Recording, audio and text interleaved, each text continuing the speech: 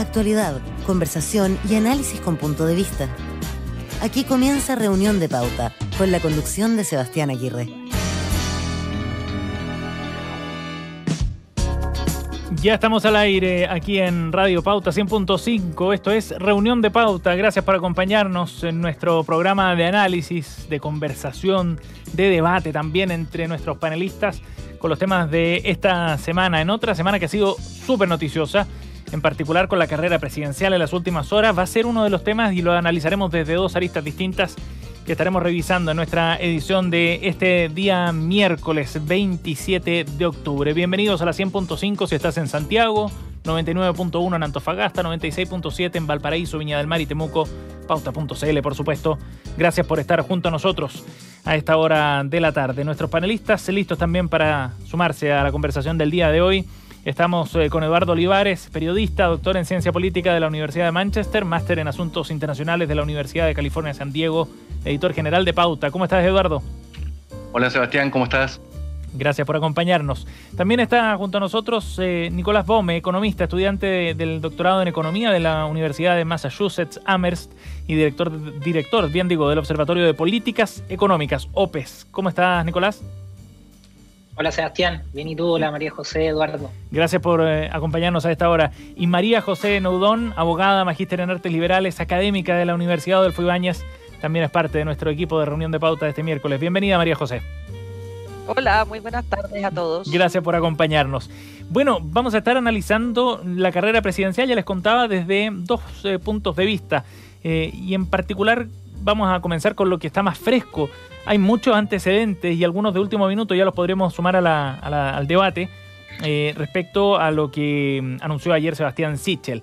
Fue un discurso, una conferencia que dio anoche prácticamente en cadena nacional, en hora prime, a la hora del noticiero central, y deja en libertad de acción a los militantes de los partidos del bloque oficialista, después de que el senador Claudio Alvarado y otros diputados de la UDI anunciaron que apoyan a José Antonio Kast. Esos descuelgues los corta de una sola vez Sebastián Sichel con este anuncio, donde no solo dejan libertad de acción, sino que también marca sus diferencias ideológicas, digamos, de ideas con José Antonio Kast, aludiendo incluso a zanjas para estas propuestas de su contendor en el punto de vista programático. Hubo reacciones el día de hoy, ya las podremos comentar, pero Eduardo, queríamos saber fundamentalmente si es que esto, ¿tú crees que fortalece su candidatura o sencillamente es una forma de dinamitarla desde adentro también desde el punto de vista del conglomerado de derecha? Bueno, es un intento por fortalecerla. Uh-huh. ¿Okay? Bueno, horario prime, fue bien pensado, lo lanza con una suerte de nuevo discurso de que soy el independiente, o sea, trata de volver al origen de Sebastián Sichel con esto. Y lo que está diciendo es reiterar que él no es de derecha. Él está diciendo soy centro o centro-derecha. ¿Se acuerdan que en los distintos debates trataba de diferenciarse? Por lo tanto, esto como una doble apuesta. Ok, me decían que era independiente, que no era de derecha, bueno, es cierto, es verdad. Y aquellos que se sientan más identificados con el proyecto de derecha, y luego discutiremos extremo, ultra o lo que sea, sí, ya tienen a su candidato y soy distinto de aquello. Ahora, dado lo que hemos visto con las encuestas, y suponiendo que algo de asidero tengan, pienso yo que esto es una apuesta que creo yo más bien está destinada a hacer un buen gesto de cierre de campaña uh-huh, para una candidatura que probablemente pierda. ¿Nicolás? Sí, yo leo esto como una suerte de bajada de la cortina de la candidatura. Yo creo que Sichel y su equipo analizan que ya no tienen fuelle para seguir compitiendo por llegar a la segunda vuelta, y si eso es cierto, creo que es una jugada que no es del todo mala, es decir, buscan salvar los muebles en el fondo, buscan armar el relato para decir, una vez que pierda, digamos, en primera vuelta, para decir, se los dije, uh-huh, y creo que para ubicarse en el tablero político post-presidencial desde un esfuerzo por liderar una suerte de derecha más liberal que estamos viendo, digamos que está por verse si va a funcionar esa apuesta. Yo creo que hay que leerlo en esa clave y creo sí que es interesante que finalmente Sebastián Sichel es la primera persona que trata de ponerle un cordón sanitario, digamos, a la ultraderecha representada por José Antonio Kast, y en ese esfuerzo yo creo que también termina por fragmentar a la derecha. Quizá eso podemos discutirlo un poco después, pero creo que ese efecto dentro de la derecha también de esta jugada de Sichel es interesante. María José. Oye, yo diría tres cosas. Coincido bastante con lo que está diciendo Nicolás y Eduardo, pero yo partiría diciendo que Sebastián Sichel, respecto del cuarto retiro, hizo exactamente lo contrario. O sea, llamó a las filas al orden. Y obviamente esa fue una jugada que a mí en su minuto me pareció que podía tener mucha retribución, pero claramente no le resultó.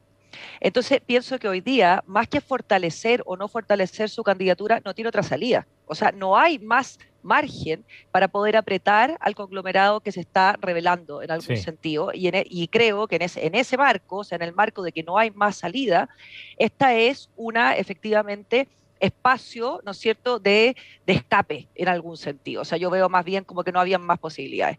Ahora, leyéndolo dentro de ese contexto, sí coincido que es una estrategia para marcar distancia absoluta respecto de una derecha más extrema, representada por José Antonio Kast, y instalarse en un centro que en algún minuto, pensemos también en la elección parlamentaria, puede tener una fuerza, ¿no es cierto?, que es importante, porque obviamente José Antonio Kast tiene en este minuto una posición relevante e importante de puntero, ¿no es cierto?, en la carrera presidencial, pero la carrera del Congreso es distinta. Entonces yo creo que está buscando una ubicación en ese lugar también y en ese sentido configurando un conglomerado de fuerza política que pueda tener un peso en un futuro gobierno, sea el que sea. Sí, interesante ese punto. Bueno, les decía que había algunos antecedentes nuevos también. Jacqueline Van Rysselberghe, senadora de la UDI, decía que se declaraba en reflexión respecto a la candidatura también de Sebastián Sichel. Una entrevista, entiendo, en el sitio Exante, como un antecedente más para sumar a esto. Diego Schalper, aquí en Pauta Final, hace algunos minutos también decía que él votaría definitivamente por José Antonio Kast, que no tenía ninguna duda al respecto, dando señales en una segunda vuelta, lo que declaraba el diputado. No, en una segunda vuelta, perdón, vale la pena la precisión, es cierto, dado los cambios que ha habido últimamente, sí, él decía que en una segunda vuelta no tenía dudas, pero marca también una diferencia respecto a otros integrantes del conglomerado que no están tan convencidos, digamos, de sumarse a una segunda vuelta donde José Antonio Kast sea el candidato de la derecha. Bueno, nos da un pie interesante también lo que ha ocurrido y las definiciones, sobre todo, que dio Sebastián Sichel desde el punto de vista de las ideas para separarse de esta derecha antigua y para marcar estas diferencias ideológicas con José Antonio Kast, para el que habíamos definido, incluso antes del punto de prensa de Sebastián Sichel, si es que vale la aclaración, como el tema de nuestra edición de hoy aquí en Reunión de Pauta. Lo que queríamos hablar era precisamente sobre este escenario de extremos políticos en el que pareciera indicar las encuestas al menos, nos encontraríamos en una segunda vuelta. Considerando esos números, José Antonio Kast y Gabriel Boric son los que estarían pasando a una segunda vuelta, al balotaje, y eso ha planteado esta idea de que estaríamos en un escenario de extremos, en un escenario más polarizado, es el tema que queremos analizar en el día de hoy. María José, ¿tú ves que efectivamente, en caso de que se diera ese escenario, estamos en un escenario de ultras, un escenario tan polarizado en la política chilena, dado los perfiles de José Antonio Kast y de Gabriel Boric, o no? Mira, yo creo que lo primero que hay que plantearse es que de qué hablamos cuando hablamos de polarización, porque es un concepto que es demasiado amplio, es un concepto además muy usado, diría yo, ¿no es cierto?, para nombrar fenómenos que son muy distintos. Entonces, quizá como buscando un punto en común, yo diría que hablamos de polarización cuando la opinión pública está en extremos tan opuestos que produce dos elementos, un sentimiento muy negativo y de aversión entre ellos, y que como una consecuencia de esto genera una dificultad enorme para generar acuerdos y consensos, ¿ya? O sea, yo voy a referirme un poco como a ese tipo de concepto, después podemos obviamente refrendarlo. Pero creo que, y si hablamos de este tipo de polarización, es bien claro que es un fenómeno complejo de entradas complejas. Hay quienes lo han sostenido como también consecuencia de crisis económicas importantes, como la que hubo, por ejemplo, en el 2008 y la consecuente desigualdad que ahí se produce. Y yo creo que en el caso de Chile, más allá de ser un fenómeno que además, ojo, es mundial, lo hemos visto en Europa, lo hemos visto en Estados Unidos, o sea, no estamos aquí inventando la rueda, creo que en Chile sí yo destacaría como uno de los elementos, un elemento como un factor emocional. Yo creo que aquí lo que nos pasa es que tenemos una elección que está tensionada entre dos emociones muy fuertes, el miedo por un lado y la indignación por el otro. Entonces, ese movimiento emocional creo que lleva, ¿no es cierto?, hacia los polos, efectivamente, y lo que hace es que aquellos candidatos que identifican el lenguaje, identifican los mensajes, se transforman, digamos, de alguna manera en reconocibles por esa emoción. Entonces vemos, por ejemplo, que luego del desorden o la violencia, ¿no es cierto?, del 18 de octubre, por supuesto se fortalece aquel candidato que dice relación con el orden y la seguridad, ¿verdad? Y en cambio en procesos anteriores, Gabriel Boric en procesos, por ejemplo, cuando aparecen los elementos, en el caso de la candidatura de Sichel, los cuestionamientos que tienen que ver con la probidad, entonces obviamente la indignación se activa y ese candidato en algún sentido surge. Entonces yo creo que el asunto de la polarización en Chile está en eso, esa tensión entre el miedo y la indignación de la que venimos desde el estallido social. Eduardo. En Estados Unidos, la polarización que existe, que refiere María José, apunta también a algo que aquí se ha denominado el tribalismo. Esto es cuando desde un lado del espectro ya no ven a la otra parte como un adversario, sino como un enemigo. Exacto. O sea, estamos hablando, por lo tanto, de una diferencia cualitativa relevante en cómo tú tratas a la otra persona. Y se está viendo ahora mismo en Estados Unidos, por ejemplo, con el paquete de estímulo de Joe Biden, en que sin el apoyo de su propio partido, la verdad es que ese paquete no tiene ni un destino. Aunque tenga buenas ideas, simplemente del otro lado no lo apoyan. Eso estamos hablando acá más con la salida de Trump y todo eso.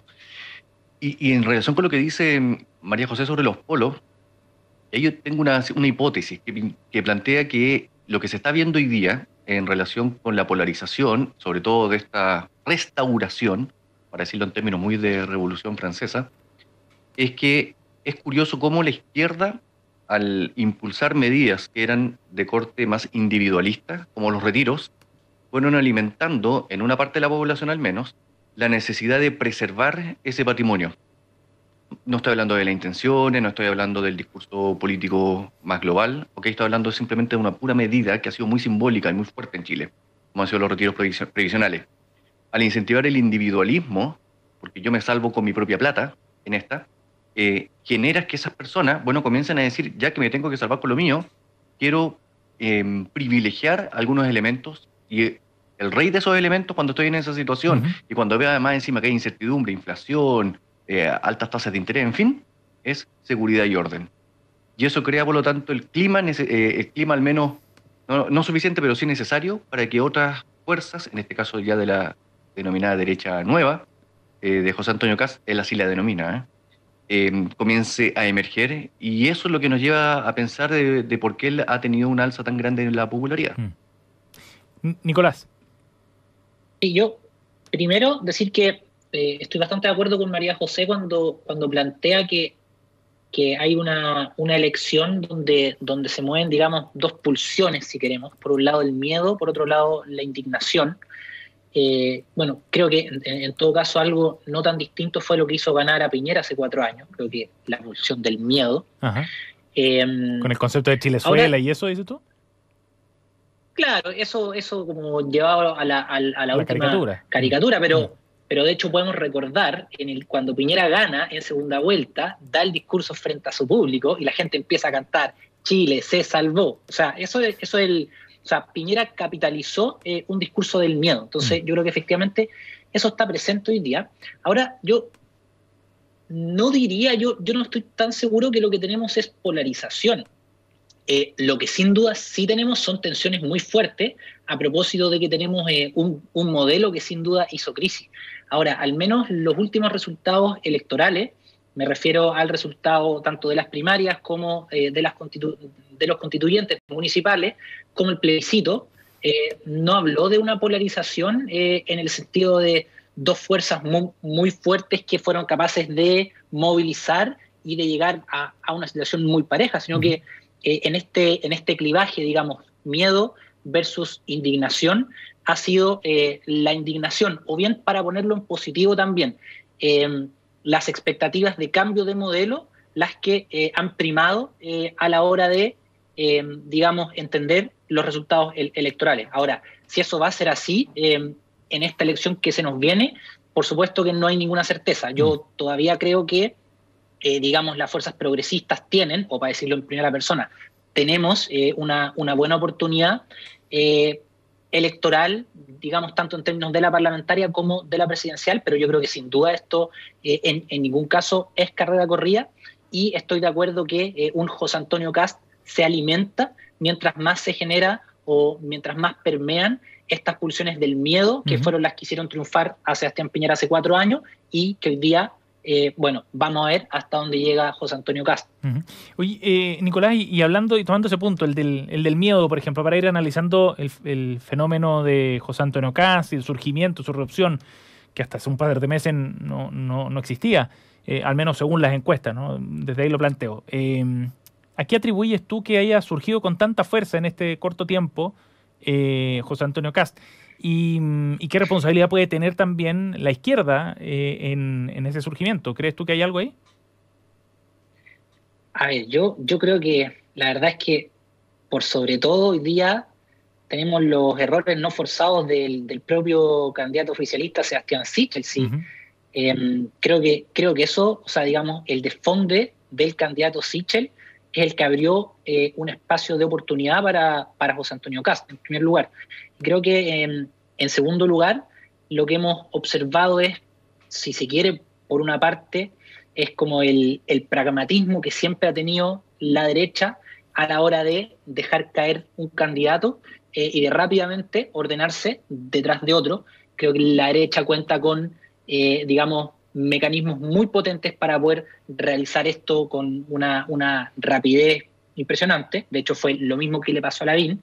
Creo que ahí cuenta con un aparataje mediático, con una serie de vocerías que son capaces de generar estas transiciones. Entonces yo la verdad, creo que tiene que ver más bien con movimientos dentro de la derecha, y creo que se conecta con lo que decía inicialmente de los cordones sanitarios. Claramente, en la derecha no hay ningún interés con ponerle un cordón sanitario a la ultraderecha, y tampoco es algo que me sorprende tanto, si finalmente José Antonio Kast es un personaje cuya historia viene del partido más importante que ha tenido la derecha en los últimos 40 años, que es la UDI. María José, ¿cómo ves eso que está ocurriendo ahí en la derecha fundamentalmente y la forma en la que se reacciona ante el surgimiento de José Antonio Kast? Mira, yo creo que el fenómeno es un poquito complejo. Yo obviamente lo veo distinto que Nicolás en algunos aspectos, por supuesto, pero yo creo que aquí hay una mezcla de distintas cosas. Primero, este es un país con una crisis violenta de las instituciones, en todos los sentidos. Y esa inestabilidad obviamente genera espacios, ¿no es cierto?, de convergencia de emociones que en sí mismos son fluctuantes y que establecen vínculos muy dispares. Y yo creo que además aquí han ocurrido 3 fenómenos, diría yo. Ha habido un campeo, me parece a mí, de la intolerancia a partir de muchas de algunas, digamos, de las declaraciones de la Convención Constituyente, que obviamente van poniendo en duda y van desafectando a la ciudadanía de un proceso que a mí me parece muy relevante y del que insisto y digo siempre, espero que llegue al mejor término y que creo que es importantísimo para la ciudadanía, pero que obviamente ha tenido unos episodios oscuros que generan, ¿no es cierto?, una desafección y una complicación.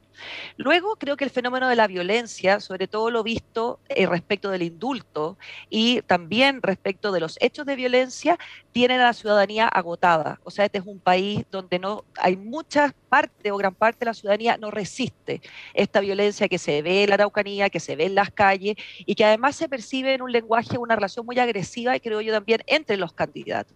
Y por último creo que en el caso de la candidatura de Gabriel Boric, y aquí yo veo una diferencia muy importante respecto de la pulsión del miedo y en relación al gobierno de Piñera, han habido en las últimas 2 semanas 2 declaraciones desde personeros muy cercanos de su comando que establecen un vínculo, una relación muy importante de su programa, más allá de las comillas o no de las comillas, respecto del Partido Comunista. Y obviamente el Partido Comunista, y en concreto Daniel Jadue en esta elección, ha tomado un rol del que ya no es un miedo teórico o son temores teóricos, sino que muy concretos. Entonces yo creo que este campeo de la intolerancia, más la violencia, más la presencia del factor Partido Comunista, obviamente activa una percepción que nos lleva hacia el polo. Antes de darle la palabra a Eduardo, María José, ¿a qué te refieres con estas cosas concretas, estas señales concretas? Me refiero a dos declaraciones, una de la Lucía Damer, a quien yo quiero muchísimo, que trabaja conmigo en Mesa Central, y Nicolás Grau, sí, fue Nicolás Grau en el Diario Financiero, que dicen que la Lucía dice algo así como que la distancia entre Gabriel Boric y el Partido Comunista en su programa no es tanto, y la de Grau, que dice que, si tomamos, voy a decir la cita exacta, de Narváez, el Partido Comunista y Gabriel Boric, el parecido sería rondando al 90%, lo que cualquier, me imagino yo, hijo de vecino, entiende que es muchísimo. Entonces, esto ya no está en el ámbito del miedo al Partido Comunista no, sino que esto es una declaración concreta que me parece a mí muy importante tener, digamos, en juego. Nicolás. Pero acá yo creo que el hecho que los programas de las distintas candidaturas de izquierda se parecen, eso es un dato de la causa que en realidad ha estado muy claro en la discusión pública desde que se publicaron los tres programas, y es cosa de ir a ver, digamos, tanto análisis en prensa como declaraciones de distintos voceros de esas candidaturas. Entonces, el que haya, digamos, una convergencia programática en las distintas fuerzas de izquierda, yo creo que lo que muestra es que hay un proceso de maduración política importante, hay capacidad de llegar a acuerdos, y eso es algo que ha estado muy claro por un buen tiempo. Lo que pasó ahí fue que el Diario Financiero inventó una cuña. No tiene nada que ver con las declaraciones de lo que dijo Nicolás Grau. Por las comillas del 90% iguales con el PC, ¿no? O sea, claro, estoy súper de acuerdo contigo, Nicolás, de que y por eso yo lo dije el otro día también en la radio, las comillas no son exactas como las dijo. Pero lo que es verdad es que el contenido de la frase es igual al que él sostiene. Entonces, además, lo que tú estás diciendo, si lo que se trata de una convergencia programática, yo tampoco entendería por qué hubo tanto revuelo, tanto problema. Si lo que está diciendo es eso, ya está. Lo que yo creo que aquí ha jugado dos elementos en contra. Uno, que son el problema que ha tenido Nicolás Boric con las cifras, o sea, Gabriel Boric, perdón, estaba hablando, mirando a Nicolás y me confundí, con las cifras, ¿verdad? Y que dan cuenta de una digamos, falta de certezas respecto del tema económico, sobre todo el crecimiento, que es muy importante para el desarrollo del país, por una parte, y por otra parte ha estado el encajonamiento del Partido Comunista, pero en concreto de Daniel Jadwe, de alguna manera marcando, yo te voy a estar marcando de atrás y que el programa no se cumple, en el fondo ahí voy a estar, que obviamente generan que se lea de una manera distinta. Eduardo. Oye, yo estoy disfrutando esta conversación. En primer lugar, cuando yo miraba el manifiesto de Gabriel Boric en las primarias, yo sentía que el manifiesto de Gabriel Boric estaba más a la izquierda que el programa muy detallado que tenía Daniel Jadwe. Y por lo tanto, esto que estamos viendo ahora, de que si se parecen o no se parecen, tampoco me sorprende mucho. Estoy más en la línea de Nicolás, con que tiene sentido que se parezcan por lo demás, si finalmente estaban compitiendo en la misma primaria. Pero tengo más bien otra proyección respecto de este maridaje entre Frente Amplio y Partido Comunista. Yo creo que no va a ser un maridaje que vaya a durar si llegan a ser gobierno. Esto lo he conversado hace cierto tiempo ya, pero debido a lo que hemos visto, el único momento en que ambos son alianza, y podemos verlo hoy día, es la Convención Constitucional. Yo sé que es otro debate, son otros los temas, los contenidos, en fin. Pero hemos visto allí que las diferencias que han tenido varias veces entre el Frente Amplio y el Partido Comunista, a vista y paciencia de medio mundo, nos deberían llevar a pensar que un eventual gobierno de alianza entre ambos, o bien sería de corta duración, o bien no sería entre ambos porque tampoco les alcance en las parlamentarias de noviembre. Ajá. Y por lo tanto, creo yo que lo más probable que suceda es que el Frente Amplio termine siendo mucho más puente de conexión con el Partido Socialista que con el Partido Comunista. El Frente Amplio no se siente cómodo con el Partido Comunista, porque el Partido Comunista, como partido histórico que es, tiene una cierta proyección hegemónica. Y es normal, el Partido Socialista tendría la misma, ¿ok? Y por lo mismo, creo yo que en algún minuto, cuando ya estos análisis cesen, y suponiendo que Boric gana la segunda vuelta, no va a poder gobernar con el Partido Comunista, en solitario. Por lo tanto, todas estas conversaciones acerca del programa, que tienen sentido y es bueno hacerlas, van a quedar un poquito placé. Oye, Eduardo, para aprovechar el punto que estás planteando, déjame tomar un argumento que también se escucha en la derecha o la centro derecha cuando se hace referencia a la ultraizquierda. ¿Existe tal cosa? ¿Existe la ultraizquierda en nuestro país? Y la asocia fundamentalmente a Gabriel Boric y al Partido Comunista. Sí, existen. Yo creo que esto Yo a veces me frustro mucho porque cuando nos metemos en las partes de los conceptos, obviamente que lo que uno puede hablar acá es distinto de lo que se entiende en el lenguaje común y corriente, pero desde la ciencia política al menos, la ultra izquierda y la ultraderecha corresponde a la última parte del espectro político en cada sector. En el caso de la ultra izquierda, según por ejemplo lo entienden investigadores como Cristóbal Rovira o Casmude, corresponde a un sector que está más allá de los partidos tradicionales de izquierda. En el caso de Chile, ultraizquierda serían por lo tanto, en parte el Frente Amplio, el Partido Comunista y definitivamente lo que hay más allá, Igualdad, UPA y todos ellos. Pero no son lo mismo. La ultraizquierda está dividida en dos. Una que llamaríamos extrema izquierda, que son todas aquellas fuerzas que más bien combaten o que no creen realmente en la democracia, que creen más bien en las fuerzas de choque violentas en la calle y que creen que una vez que sean gobierno tienen que usurpar distintas instituciones para gobernar.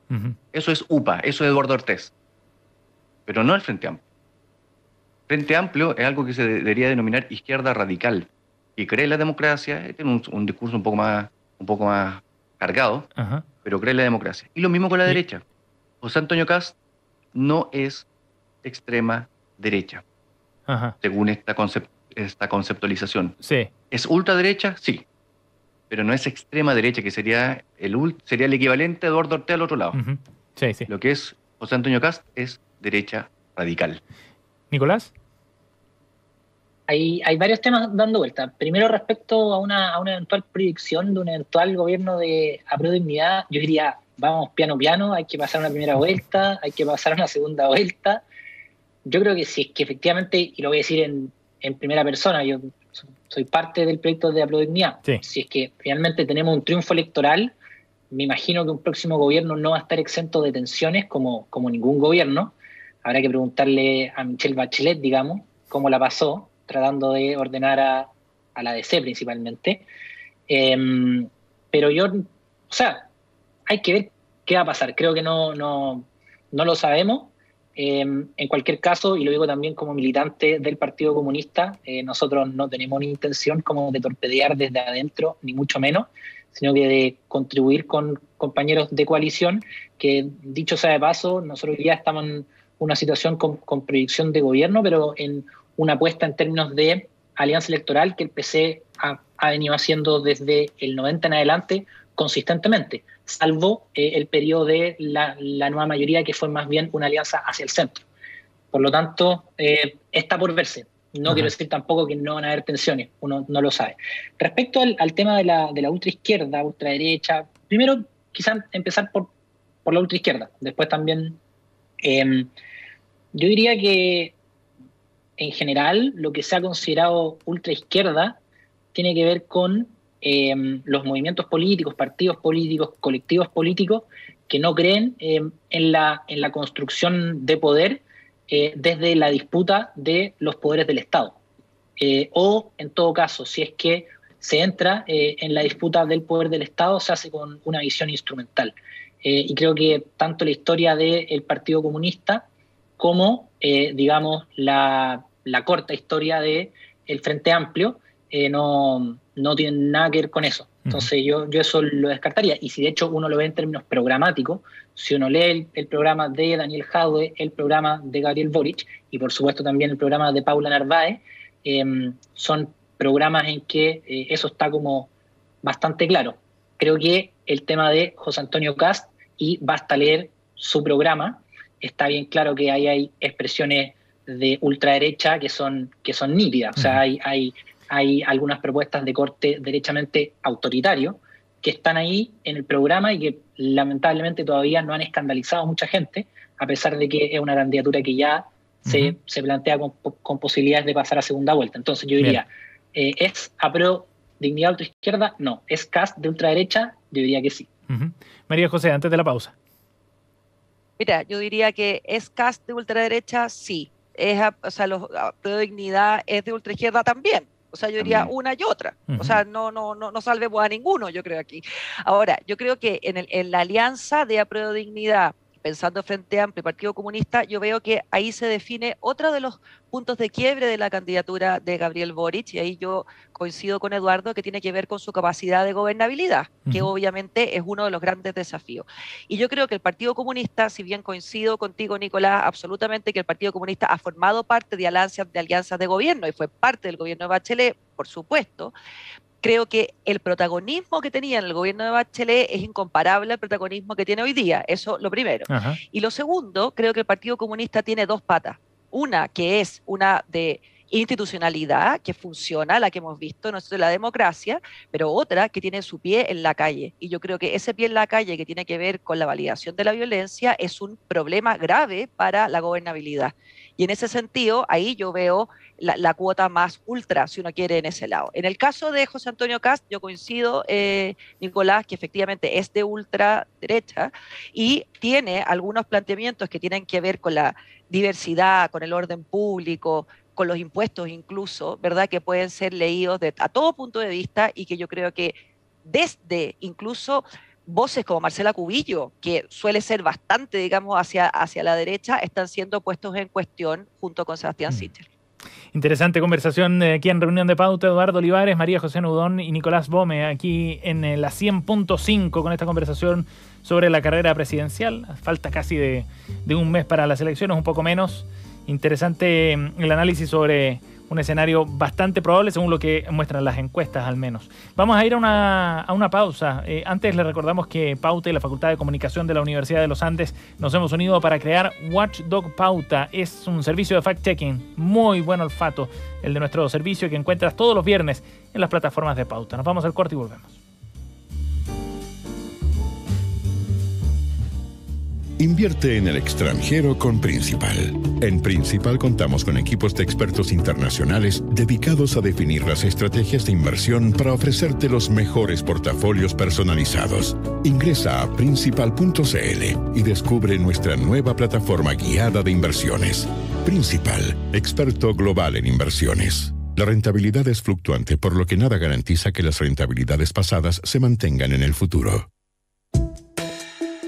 Programa Seguridad Social al alcance de todos. Presenta Entidades de Salud Pública y Salud Laboral. La protección a la salud es un derecho para todos los habitantes del país. Para hacerlo efectivo, existen entidades con variadas funciones, pero que en su conjunto protegen a la población. Rol gubernamental: Ministerio de Salud, Dirección del Trabajo. Rol fiscalizador: Superintendencia de Salud, Superintendencia de Seguridad Social. Rol administrador: Comisión de Medicina Preventiva e Invalidez con PIN, Instituciones de Salud Previsional y SAPRE. Fondo Nacional de Salud, FONASA. Instituto de Seguridad Laboral, Mutualidades de Empleadores. Cada entidad actúa en base a una normativa que es fiscalizada por las superintendencias correspondientes. Conozca más acerca de este programa en www.ciedes.cl. Esta es una iniciativa financiada por el Fondo para la Educación Previsional, FEP, administrado por la Subsecretaría de Previsión Social del Gobierno de Chile. www.previsionsocial.gov.cl.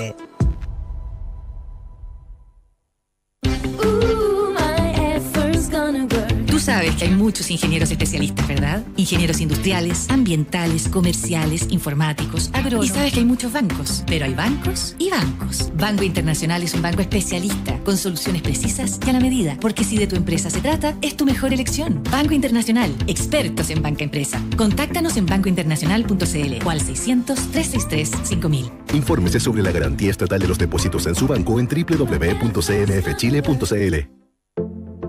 GQ Auditores Consultores. Desde el año 2015, brindando servicios de consultoría en el área de auditoría, impuestos, legal y contabilidad. Un estilo de consultoría diferente, basado en nuestra propia metodología, GQ, y en las mejores prácticas del mercado. Ubícanos en nuestro sitio web www.gqconsultores.cl. Chile se está reactivando.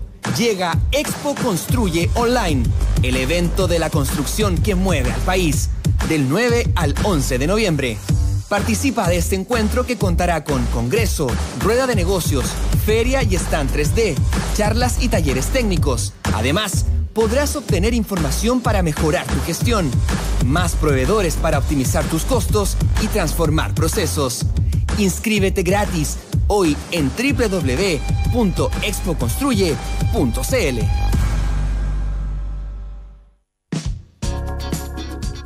Actualidad, conversación y análisis con punto de vista.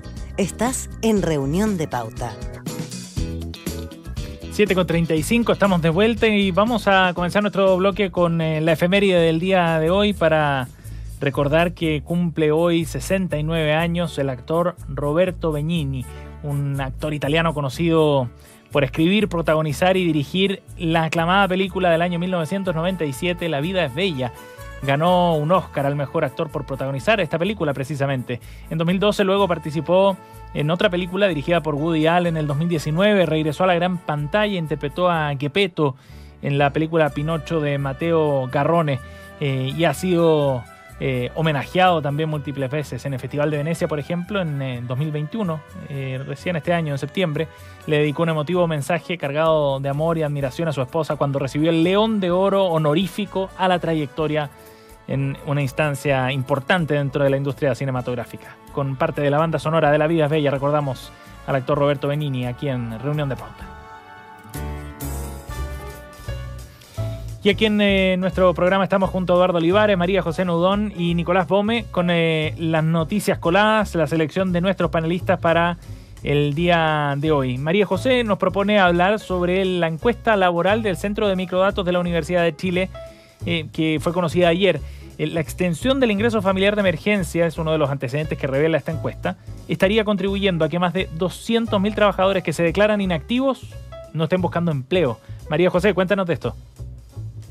Mira, yo esto en vez de noticia colada puede ser un poco noticia tramposa lo que quiero decir yo, porque lo que yo quiero demostrar aquí ya es que aquí el titular dice que hay 200.000 personas que declaran estar dispuestas a trabajar si no recibieran el IFE, ¿vale? Yo creo que se ha hablado mucho de esto, no tengo ni una intención de decir que existe esto un número grande, pero sí creo que es importante entender que esto confirma que las decisiones económicas tienen dos factores muy complejos. Uno que son la multiplicidad de entradas o de miradas que se pueden poner, y otro que es el factor humano, que no siempre es tan capaz de ser capturado. Entonces es tramposa, digo, porque lo traigo más bien que a partir de la noticia, a partir del cuarto retiro. Ajá. Y creo que en relación, si uno relaciona, ¿no es cierto?, el cuarto retiro, que ha tenido una discusión enorme en relación con la necesidad de ayudas, creo que este es un elemento que hay que considerar para ponderar, ¿no es cierto?, esa evidente necesidad de ayuda, pero la evidente necesidad de que también se acabe en orden a mantener, ¿no es cierto?, el pulso de la economía y no caer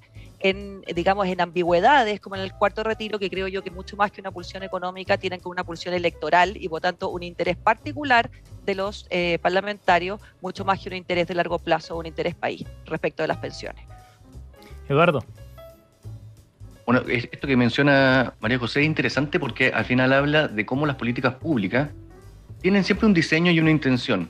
Pero cuando se hacen a tontas y locas o apuradas o sometidas también a presiones políticas, que son entendibles, que para eso están los parlamentarios también, para escuchar a sus electores,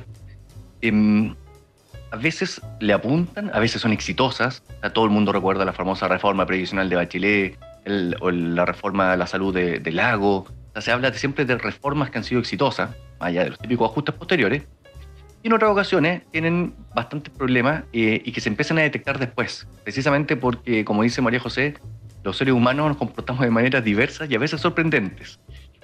Solamente como anécdota, yo vivo en Nueva York, no sé si le pasará lo mismo a Nicolás con lo que voy a contar, pero hay un supermercado aquí en la esquina y el otro día vi que cerraban 1 hora antes de lo que acostumbraban y tienen un aviso y dicen, debido a que estamos cortos de personal y llenos de aviso para que la gente vaya a trabajar, estamos cortos de personal, ya no podemos seguir atendiendo 1 hora más.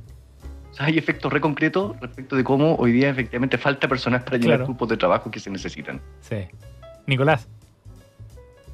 Y yo me voy a ir un poquito por la tangente. Y yo no quiero decir que María José quiso decir eso, pero igual quiero hacer la precisión que este efecto que se da en la encuesta también es súper particular, porque yo creo que acá hay factores que no podemos saber hasta dónde incidieron en las decisiones de las personas, que es uno, el miedo a contagiarse, y segundo también la crisis de los cuidados que hay, principalmente en el empleo femenino de mujeres que se han visto obligadas a quedarse en la casa para responder a labores de cuidado de niños, sobre todo. Entonces, yo creo que parte de esto también puede tener que ver, no lo sabemos, con que en esta situación concreta la gente realmente no tenía pocas posibilidades de salir al mercado laboral formal. Ahora, si no hubiera caído el IFE, probablemente la presión hubiera sido tal que hubiéramos tenido igual más gente buscando trabajo, pero yo no haría así como interpretaciones generales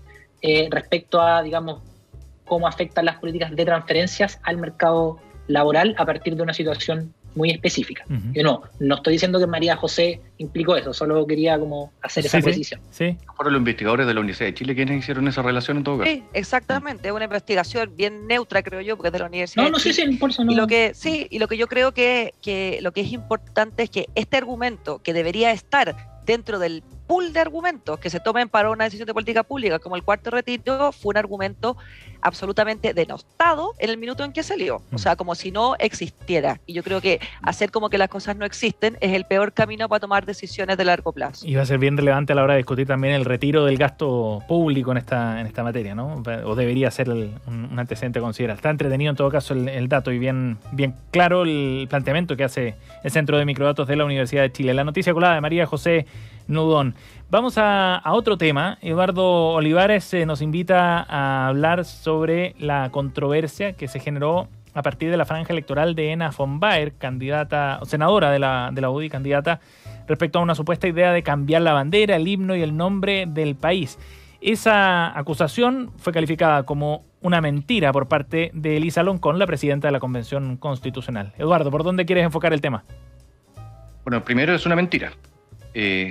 Yo creo, mira, yo he estado siempre bien contrario a todas estas ideas de algunos representantes de la propia convención o de otros grupos que suelen exacerbar el que, entre comillas, se les ataque, ¿okay? Entonces surgen estos hashtags en Twitter de la convención se defiende, hay un odiómetro que inventaron unos investigadores de la Universidad Católica de Valparaíso, auspiciado además por Elisa Loncón en un convenio que hay. Entonces se establece allí que está bajo ataque la convención y por lo tanto está en asedio permanente. A mí no me gusta mucho esa mirada porque creo que la convención, como cualquier otra institución, tiene que defenderse por el trabajo que haga. Y si es un buen trabajo, perfecto. Si es un mal trabajo, tiene que ser criticada y punto. Pero eso es distinto de que una senadora de la República en una franja parlamentaria exacerbe una desinformación, una fake news, como parte de su mensaje. Y cuando además le consultan por el origen de lo que está planteando, ella misma revela que se trataba de algunas declaraciones súper puntuales de una convencional que además nunca presentó esa propuesta. Esto del himno, del escudo y todo aquello. Entonces, aquí hay dos cuestiones centrales. Por un lado, se deja una imagen de la convención a partir de que una persona, ¿verdad?, una autoridad pública lo dice así, que no es cierta, y sobre todo me provoca un grave problema porque una autoridad pública, una senadora de la República, de la UDI en este caso, no puede utilizar fake news para hacer campaña política. Me parece deshonesto, no me parece correcto. Y eso creo yo que hay que decirlo con todas sus letras en cualquier lado del espectro político. Uh-huh. María José, ¿cómo ves todo el tema? Mira, estoy completamente de acuerdo. Ajá. O sea, me parece que cualquier actitud que diga relación con desinformación, fake news o con generar más polarización o exacerbar miedos o temores que digamos, no contribuye ni al proceso democrático ni a la convención constituyente y por tanto los rechazo en este caso o en cualquiera. O sea, creo que aquí en este sentido no hay ninguna duda.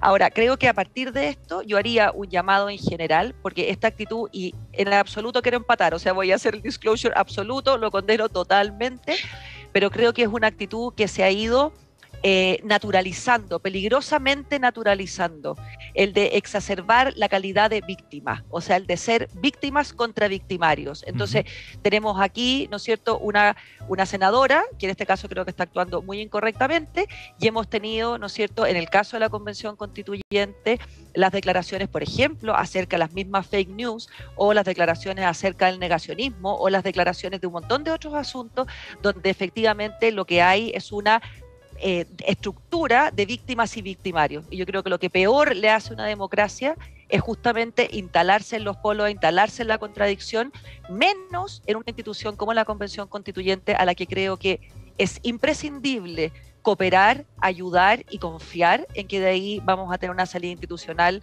digamos, nutrida y importante para el país. Nicolás. Sí, bueno, yo muy de acuerdo con lo que han planteado ambos.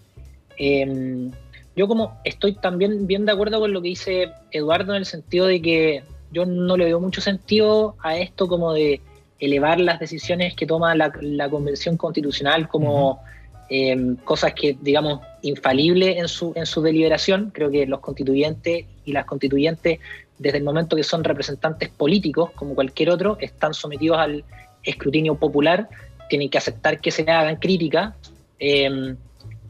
Obviamente, otra cosa es ya ataques personales que creo que nadie debe recibir, pero creo que deben aceptar que están sometidos al escrutinio popular como cualquier otro representante. Dicho esto, yo creo que la derecha va a tener que reevaluar un poco su estrategia. O sea, si es que efectivamente este va a ser el tono, el que hemos visto en los últimos meses, bueno, van a poder patalear, probablemente van a tener un buen espacio en el Mercurio, en redes sociales. Pero ¿el tono respecto a la convención? El tono respecto a la convención. Creo que esta estrategia puede rendir en términos comunicacionales, hacer un punto, digamos, pero si la derecha quiere entrar a influir en las decisiones de contenido de la nueva Constitución, considerando que tiene menos que un tercio, va a tener que empezar a dialogar.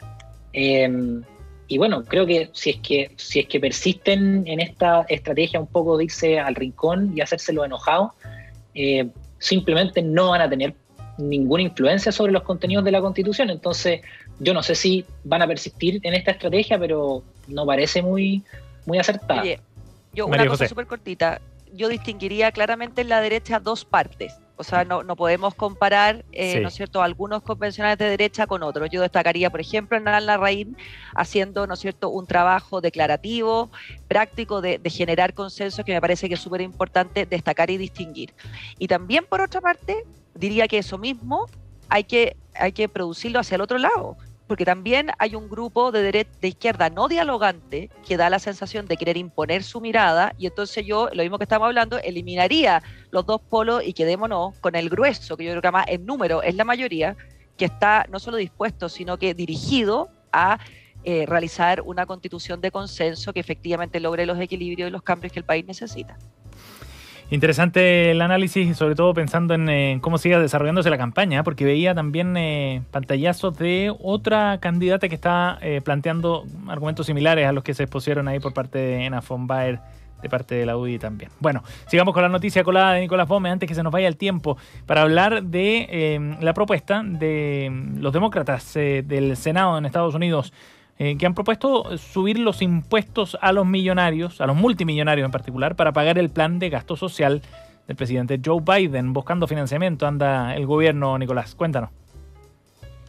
Sí, yo creo que, bueno, esto es bien interesante porque efectivamente el mundo se mueve hacia que aumenten los impuestos y específicamente hacia que aumenten los impuestos de las personas de mayores ingresos y mayores patrimonios.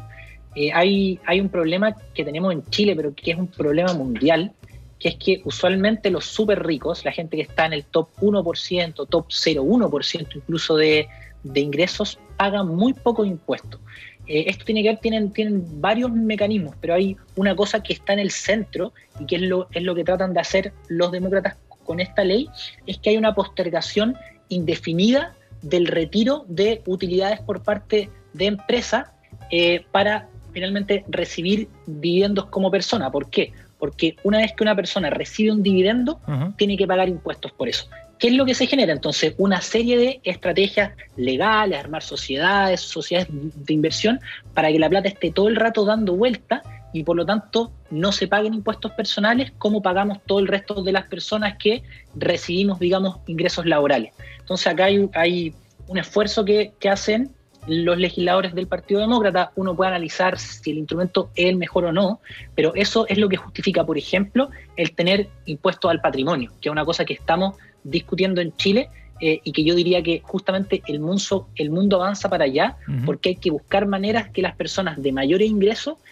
paguen impuestos, y eso es una cosa que no están haciendo por esta lógica de postergar indefinidamente el retirar las platas de las sociedades que tienen estas personas. ¿Eduardo? Tiene razón Nicolás en esto de que el mundo avanza para allá. Ajá. Es decir, el Fondo Monetario Internacional, el Banco Mundial han al final cambiado algunas de sus opiniones que tenían cuando eran mucho más ortodoxos, ¿verdad?, en la época de los 90, por lo que uno escucha ahora. Eso por un lado. Por otro lado, la única evidencia que existe hoy día de impuestos a los súper ricos o a los alto patrimonio es la experiencia europea, y en general ha sido mala, porque no recaudaron lo que buscaban, fue más costoso el punto administrativo, y al final terminaron, la mayoría de los casos, desmontando esas estructuras tributarias, que esa estaba mal hecha, ¿okay? Pero lo que digo es que esa fue la evidencia que existe. En tercer lugar, esta idea de los demócratas, está en el mismo artículo que nos compartía Nicolás en el New York Times, afectaría a unos 700 multimillonarios. 700. Y la propuesta que había en Chile de generar, ¿verdad?, un tributo a los súper ricos en Chile, en el mejor de los casos eran como 1.400 los que buscaban tomar, de acuerdo con unas proyecciones que hacía Impuesto Interno. Entonces hay una desproporción entre esta idea demócrata, que a todo esto aquí no le hablan de impuesto al patrimonio porque no pueden, pero sí impuesto a los ingresos, en lo que nos a las decía ganancias de Nicolás, capital en este caso. en esta circulación que hay efectiva, pero mucho más modesta, en términos absolutos al menos, de aquellos individuos quienes plantean por lo menos capturar de una manera más focalizada. María José. Pero son unas tasas gigantes. Perdón, sí. Y tasas gigantes. No, yo quiero retomar un punto de lo que decía Eduardo. Yo creo que el impuesto a los súper ricos efectivamente es una discusión mundial general, ¿verdad? En general ha sido un impuesto que ha sido ineficiente en el sentido de que es de fácil elusión y por lo tanto es difícil de fiscalizar además, y su recaudación es bastante mínima, digamos, para lo que se propone. Pero yo no me quiero meter ahí, sino que quiero decir otra cosa. Yo creo que el problema que yo le veo en Chile a la discusión del impuesto a los súper ricos, diría dos. Una, que ha tenido un problema técnico muy importante, un problema técnico que incluso ha sido relevado por el Servicio de Impuestos Internos, que es muy difícil determinar quiénes serían las personas que están ahí, no calzan las plataformas de número, y como dice, ¿no es cierto?, Eduardo, el número es en relativo, es absurdo en relación al número de Estados Unidos. O sea, aquí estaríamos cubriendo entenderíamos por súper rico a gente mucho más pobre, por decirlo de alguna manera, ¿no es cierto?, en relación a los números de Estados Unidos. Yo no quiero decir que no sean súper ricos, pero no el nivel de los 700, digamos, de Estados Unidos. Pero el problema más grave, porque esta es una discusión técnica que me parece que hay que tener, tiene que ver con que a veces, y muchas veces, yo he oído esta propuesta más bien en términos simbólicos que en términos prácticos. Es decir, aquí lo que hay que hacer es un acto de declarativo para decir, ¿no es cierto?, que los súper ricos tienen que pagar impuestos más allá de lo que recaude o no. Y yo creo que de repente los actos, cuando son exclusivamente simbólicos, pero no están, digamos, solidificados en propuestas serias, bien pensadas, se los lleva el viento. Y yo creo que esto no es una materia para que se la lleve el viento, porque obviamente tiene un impacto en la economía, en la fluctuación de capitales, que es importante considerar a la hora de la discusión. Nicolás, por tiempo tienes 15 segundos, porfa. Lo más breve que puedas. Qué difícil. Ya. Solo entonces voy a decir una cosa. Es cierto que en Chile lo que se ha estado discutiendo es un poquito más gente en términos proporcionales. Ahora, si uno toma, por ejemplo, gente con patrimonios mayores a 5 millones de dólares, estamos todavía hablando de menos del 0,1% de la población. Es todavía algo muy, muy, muy focalizado. Bien. Me quedo ahí. Y pero que el candidato Boric se aprenda bien los números, ¿no va, Nicolás? Sí. Vamos a los datos, a los recomendados de nuestro último segmento en esta edición de Reunión de Pauta. Nicolás, ¿qué nos traes tú? Yo traigo una serie que está por estrenarse, que se va a estrenar el 29 de octubre en Amazon Prime. Ajá. La serie Maradona, Sueño Bendito. Para todos los que nos gusta Maradona, un personaje por supuesto con luces, con muchas luces y con muchas sombras también, pero este es un estreno que estamos esperando. Esta es una serie que, dicho sea de paso, se grabó antes de que muriera Maradona hace un año atrás. Yo no sé muy bien por qué se atrasó tanto el estreno, pero bueno, en cualquier caso yo creo que a los que nos gusta el fútbol es una serie que hemos esperado largamente, así que claro. De nuevo, Amazon Prime, 29 de octubre, bien. Maradona, Sueño Bendito. Hay que esperar entonces a fines de mes, pero No queda mucho y promete, ¿eh? Se ve bueno, ya, el tráiler. pasado mañana. El tráiler es verdad, es verdad. Y ¿Será de Kusturica o nada que ver? El tráiler se veía bueno, se veía muy bueno. No, Kusturica hizo un documental en su momento sobre... Eso, antiguo, o sea, sobre Maradona. 15 años. Pero esta es una serie con, que recrea la vida de Diego Armando Maradona. Eduardo, tu recomendado para hoy día. Yo voy a recomendar una película que nadie ha visto, yo creo, que se llama Duna. No sé si la han recomendado en otro episodio. No. Primera recomendación sobre esta película. ¿No? Ya. Es Dune, que es una película de ciencia ficción que está estrenada en HBO Max y en los cines. Es súper, hiper conocida por un montón de gente porque se basa en la novela homónima. La estrenaron hace pocos días, la vi, y la verdad es que yo de ese mundo de Dune no conocía mucho. Y fíjate que encontré que era una buena película, una película interesante, distinta, que recupera algunos elementos de la novela que estoy leyendo ahora. Ajá. Y que puede despertar la imaginación de mucha gente en este planeta donde los recursos naturales son escasos. Me genera curiosidad porque no tenía idea de la película, pero está ultra comentada ahí en redes sociales. Está bueno. Vamos a echarle un vistazo entonces a la película de Denis Villeneuve, el director. María José, tu recomendado para hoy. Oye, yo volví a traer, mira, un libro que lo traje aquí, una vez más. Y el libro se llama Menos Tech y Más Platón. Es un libro de Scott Hartley y que toca un tema que para mí es fascinante y que es cómo las humanidades tienen que influir la tecnología. En el fondo, cómo en la era de la inteligencia digital y sobre todo de grandes emprendimientos tecnológicos, lo que va a marcar la diferencia es el factor humano. Y ese factor humano permite, no solo en las políticas públicas, no solo en el desarrollo tecnológico de la empresa, mirar o llegar a aspectos o a lugares donde la tecnología no llega. Entonces, cómo se armoniza, crece y se beneficia esta simbiosis, digamos, de estos dos elementos que en principio han parecido siempre un poco opuestos o sí, encontrados. Qué bueno, está muy bueno. Menos Tech y Más Platón, el libro recomendado por María José Noudón. Gracias por acompañarnos, María José, Eduardo Olivares, Nicolás Gómez, junto a nosotros aquí en Reunión de Pauta. Que estén muy bien los tres. Chao. Chao. Que estén súper bien. Gracias a ustedes también por sintonizar la 100.5 hasta ahora. No se vayan porque ya viene Cristian Barken desde el Jardín conversando con Eugenio Tironi, sociólogo, columnista del diario Mercurio, ha publicado decenas de artículos, autor y coautor y editor de más de 30 libros. Bueno, estará en unos minutos aquí en la 100.5. Que esté muy bien, nos vemos mañana en otra edición de Reunión de Pauta.